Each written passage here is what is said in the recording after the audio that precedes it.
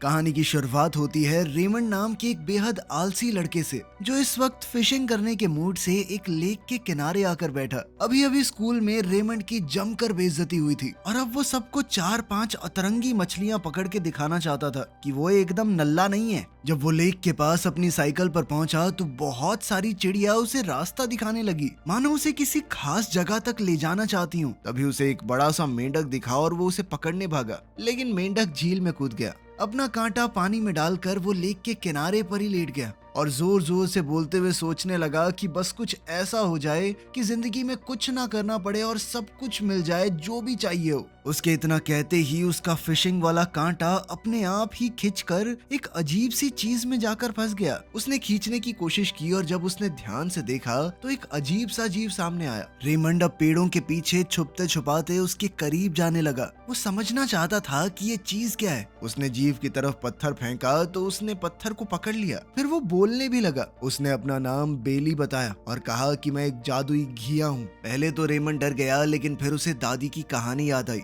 वो अक्सर उसे जादुई घिया की कहानी सुनाया करती थी, जो अपने मालिक की हर एक इच्छा को पूरा कर सकता है, बिल्कुल एक जिन की तरह। तब उसे समझ आ गया कि ये जीव उसे नुकसान नहीं पहुंचाने वाला। बेली ने कहा कि वो रेमंड की हर इच्छा पूरी कर सकता है। रेमंड को इस बात पर यकीन नहीं हुआ। उसने कहा, अगर सच में तेरे अंदर पावर है तो एक मछली अपने आप मेरी बाल्टी में आ जाए। रेमंड ने थोड़ा देखा, लेकिन कुछ हुआ नहीं, इसीलिए वो वहाँ से निकलने लगा कि ये बकवास कर रहा था। तब बेली ने बताया कि पहले एक शर्त माननी पड़ेगी तुझे। शर्त ये थी कि रेमंड किसी को भी उसके बारे में नहीं बताएगा। अगर लोगों को पता चल गया तो लोग उसे पकड़कर जबरदस्ती अपनी सारी इच्छाएं पूरी करवाने लगेंगे, जिससे उसकी जिंदगी बहुत बेकार हो जाएगी। रेमंड ने वादा किया कि वो इस बात को राज ही रखेगा। इसके बाद बेली ने अपना जादू शुरू किया। झील की सारी मछलियां हवा में तैरने लगी। बेली ने कहा कि जो मर्जी मछली चुन ले, और फिर रेमंड की पसंद की मछलियां उसकी बाल्टी में रख दी गई। फिर उसने कहा कि अगर कुछ खाना मिल जाए। बस इतना सुनते ही बेली ने रेमंड की सारी पसंदीदा चीजें जादू से बना दी। वो उसके आसपास घूमने लगी। रेमंड एक एक करके सब कुछ चखने लगा।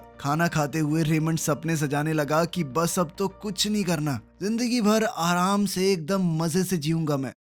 अब रेमंड को थोड़ा और समझने के लिए कहानी वक्त में पीछे जाती है। इस वक्त रेमंड दुनिया को बचाने का सपना देख रहा था। जब पृथ्वी पर एक बहुत बड़ी मुसीबत आ गई तो रेमंड अपनी स्पेसशिप में गया और सबको बचा लिया। लेकिन तभी अचानक उसे अपनी दादी की आवाज सुनाई दी और फिर भाई साहब नींद से जाग गए। उसकी छोटी बहन सोफी भी उसके ऊपर चीख रही थी कि स्कूल के लिए उठना पड़ेगा अब। सोफी ने याद दिलाया कि उनके माँ बाप एयरपोर्ट जा रहे हैं। रेमंड तुरंत उनसे मिलने भागा और अपने माँ बाप से कहा कि ऑल द बेस्ट, ध्यान से जाना। माँ ने कहा कि चलो जाने से पहले तुमसे मिलना तो हुआ, लेकिन पापा ने सख्ती से कहा कि स्कूल के लिए लेट हो जाओगे, जल्दी निकलो। इसके बाद वो स्कूल के लिए निकल गया और रास्ते में अपने दोस्तों से मिला। तब सूजी ने उससे पूछा कि तुमने मैथ्स के टेस्ट की तैयारी की है। रेमंड भाई साहब को तो तब टेस्ट के बारे में याद आया। अब वो बस यही सोच रहा था कि भगवान करे टीचर मुझे बुलाए ही ना, लेकिन क्लास में टीचर ने सबसे पहले उसे ही बोर्ड पर बुलाया। रेमंड ने सच बताया कि मैम मैं तैयारी नहीं कर पाया, मैं अपने मम्मी पापा की मदद कर रहा था, वो जा रहे थे कहीं पे। लेकिन इस बात से टीचर को फर्क नहीं पड़ा। उसने पूरी क्लास के सामने रेमंड को सजा दी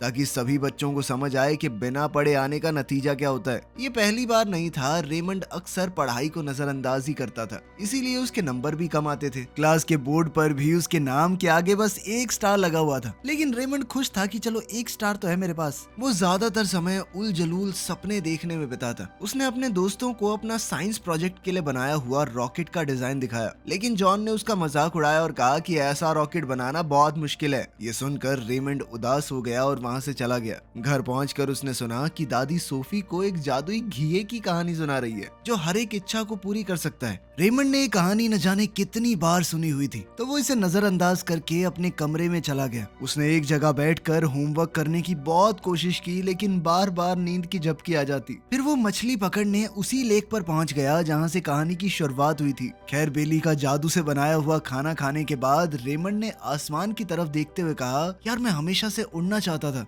इतना सुनते ही बेली ने जल्दी से थोड़ा दूर जाकर जादू से एक प्लेन बना दिया और कहा कि मास्टर बैठो इसमें। बेली ने पायलट सीट पर बैठकर प्लेन को उड़ाया और आसमान से अपने शहर का नजारा देखकर रेमंड बहुत खुश हुआ। वो आसमान में पक्षियों के साथ उड़ रहा था। रेमंड की सपनों भरी दुनिया असलियत में बदलने लगी। उसने बेली से कहा कि मुझे स्कूल ले चलो ताकि मैं अपने दोस्तों को पकड़ी हुई मछलियां दिखा सकूं।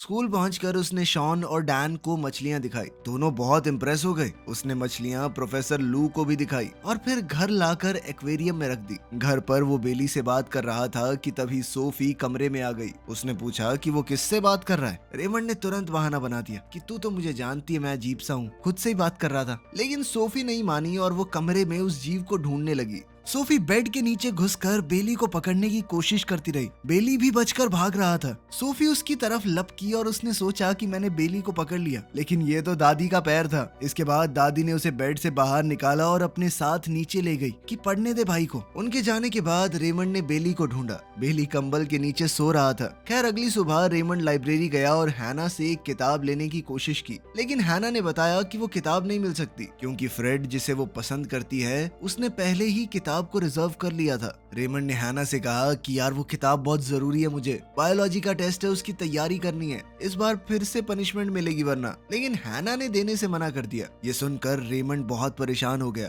तब बेली ने मदद करने का फैसला किया। उसने अपनी जादुई ताकत से वो किताब सीधा रेमंड के बैग में पहुंचा दी। जब रेमंड ने देखा कि ये किताब उसके बैग में आ गई है तो वो घबरा गया। उसे डर लगा कि अगर किसी को पता चल गया कि ये बुक उसके पास है तो सजा मिल सकती है उसे। अभी अचानक शॉन पीछे से उसके पास आया और रेमंड डर गया। शॉन ने उसे चेस खेलने के लिए बुलाया। रेमंड ने कहा कि मुझे पहले एक जरूरी काम करना है। उसने किताब चुपके से लाइब्रेरी से बाहर फेंक दी और बेली से कहा कि इसे उड़ा के वापस भेज दे। इसके बाद वो शॉन के साथ चेस खेलने लगा। चेस खेलते वक्त रेमंड ने मजाक में कहा कि बेटे हराऊंगा तुझे, तेरा राजा रानी सब खा जाऊंगा मैं, ये देख मेरा हाथी। लेकिन बेली को लगा कि वो सच में राजा रानी वो सब खाना चाहता है और उसकी इच्छा पूरी कर दी। अचानक से रेमंड ने सच में चेस के सारे पीस निकल लिए। अब वो तुरंत बाहर भागा ताकि उन्हें निकाल सके। इसी दौरान उसने देखा कि साइंस की किताब हवा में उड़ रही है। वो उसे पकड़ने के लिए पीछे भागा लेकिन पकड़ नहीं पाया। तब बेली ने उड़ने वाली टोपी का इस्तेमाल किया ताकि किताब का पीछा कर सके, लेकिन दोनों सीधे फिटनेस रूम के स्विमिंग पूल में गिर गए। जब रेमंड वहां पहुंचा तो उसने बिना सोचे पानी में छलांग लगा दी और किताब का पीछा करके उसे पकड़ लिया। कोच ने देखा कि रेमंड बहुत तेज तैर रहा है। उसकी रफ्तार देखकर वो बहुत इम्प्रेस हुआ। उसने रेमंड को अपनी स्विमिंग टीम में शामिल होने का ऑफर दिया क्योंकि टीम में जगह खाली थी और कुछ हफ्तों बाद कंपटीशन होने वाला है। रेमंड ने तुरंत हाँ कर दी। पूल के पास कपड़े सूखने का इंतजार करते वक्त रेमंड सोचने लगा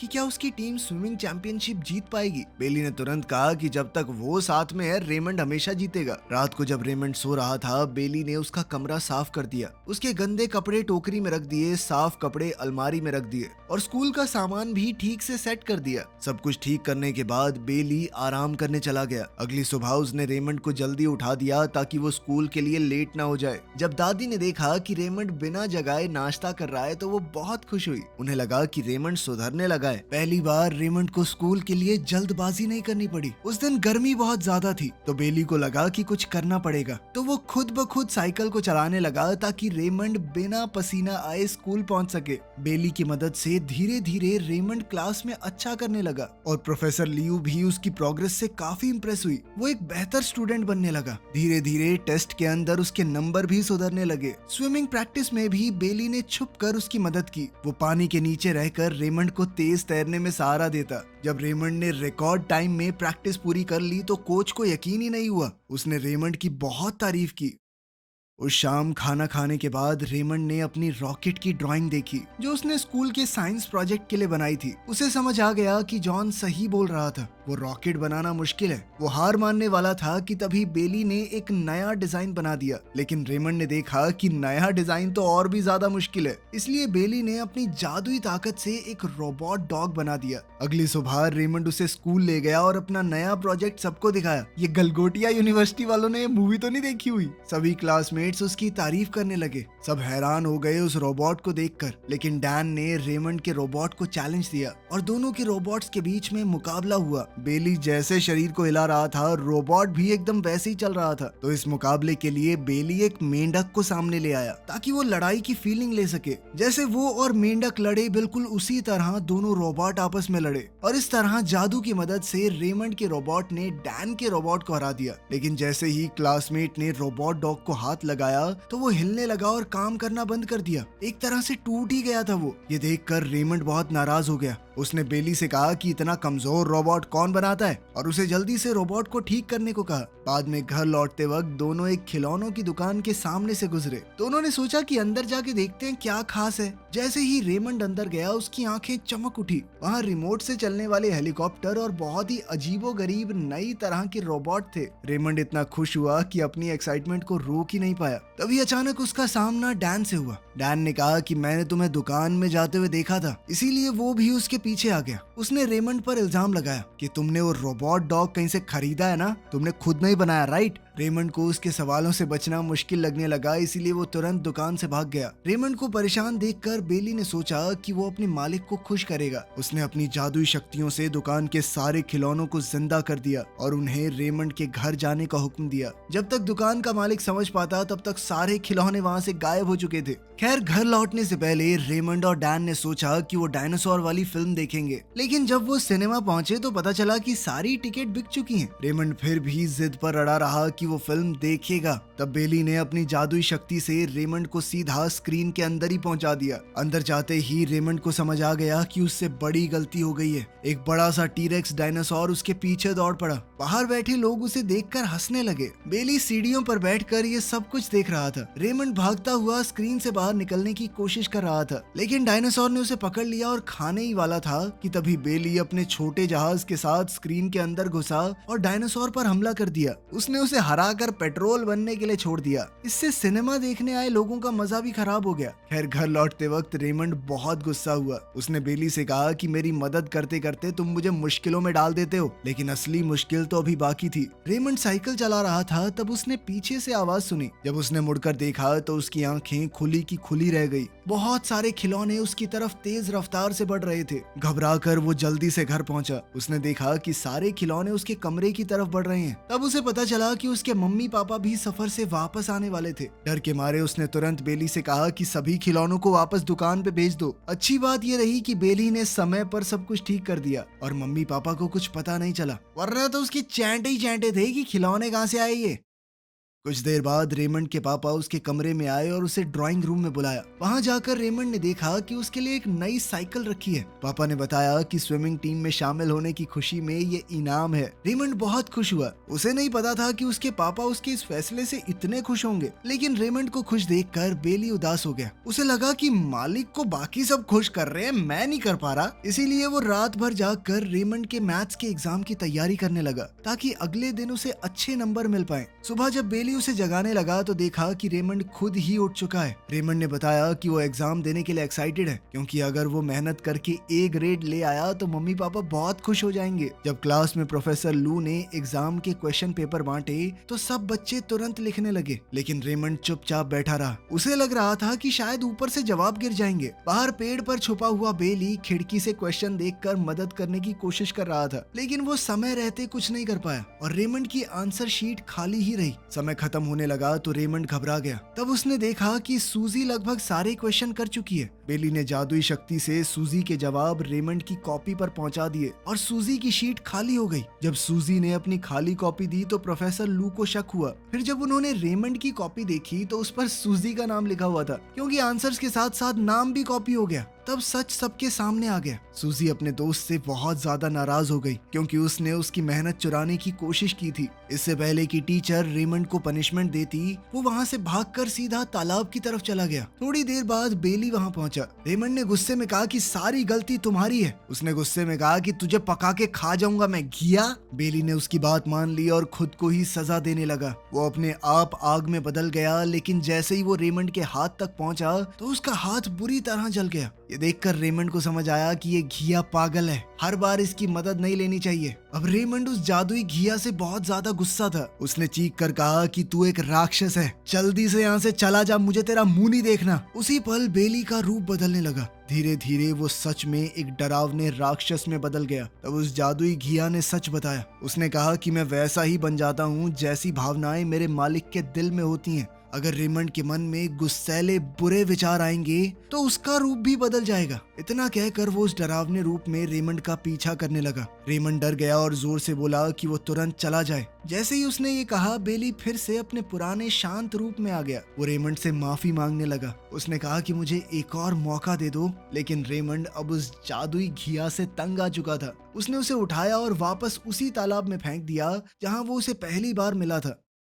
कुछ ही देर बाद रेमंड की टीचर और उसके दोस्त उसे ढूंढते हुए वहां पहुंच गए। सब लोगों को उसकी चिंता हो रही थी। मिस लू उसे तुरंत स्कूल के डॉक्टर रूम में ले गई और उसके जले हुए हाथ की मरहम पट्टी की। साथ ही उसने उसे समझाया कि जिंदगी में जो भी चाहिए मेहनत से मिलता है। चीटिंग करना गलत बात है और उसका रिजल्ट हमेशा बुरा ही होगा। जब रेमंड बाहर आया तो उसने देखा कि उसके दोस्त बाहर खड़े उसका इंतजार कर रहे हैं। उसने तुरंत सूजी से भी माफी मांगी। सूजी ने उसे माफ कर दिया और कहा कि आने वाले एग्जाम्स के लिए मैं तुम्हारी तैयारी करवाऊंगी। अच्छे नंबर आएंगे तुम्हारी, चिंता मत करो। अब स्विमिंग कंपटीशन बस कुछ ही हफ्तों दूर था। रेमंड हर दिन लगातार प्रैक्टिस करने लगा ताकि अपनी टीम को जितवा सके। धीरे धीरे वो एक मजबूत और तेज स्विमर बन गया। जल्द ही वो अपनी टीम के सबसे बेहतर खिलाड़ियों में शामिल हो गया। इन सब घटनाओं के बाद भी बेली अपने मालिक को छोड़ नहीं पाया। वो अपने मालिक की चिंता करता रहा। वो चुपचाप दूर से रेमंड को देखता था। रेमंड को उसके होने का पता भी नहीं चला। बेली उसकी लगन देखकर बहुत खुश था और उसे अपने मालिक पर गर्व महसूस हुआ।